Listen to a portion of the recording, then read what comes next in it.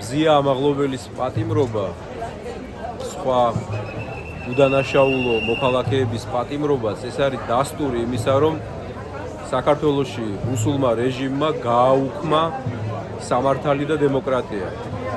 უარი უთხრა საქართველოს ხალხის მისწრაფებას, რომ ვიცხოვროთ ნორმალურ გარემოში და გადაწყვიტა მზიასნაირები დაადუმოს.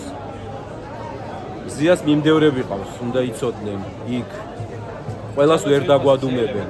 მე არ მაქვს იმედი ამ სასამართლოს, ამ პროკურატურის ერთიც და მეორედ ჯიბისაა, მაგრამ იმის იმედი მაქვს, რომ ადრე თუ გვიან მიძინებული ქართველი ხალხი გაიღვიძებს და მზიას მაგალითით სხვების მაგალითით გაიაზრებს, რომ ასე ნორმალურ სახელმწიფოს ვერ ავაშენებთ. ნორმალური სახელმწიფოს, სამართლებრივი სახელმწიფოს შენებას ჭირდება ბრძოლა, თავდაუზოგავი ბრძოლა და წინააღმდეგობის გაწევა რეჟიმისთვის, რომ არასდროს აღარ ცხოვრობდეთ რეჟიმის პირობებში. მზია ამის ნათელი მაგალითია, საუკეთესო მაგალითი, აღმაფრთოვანებელი მაგალითი.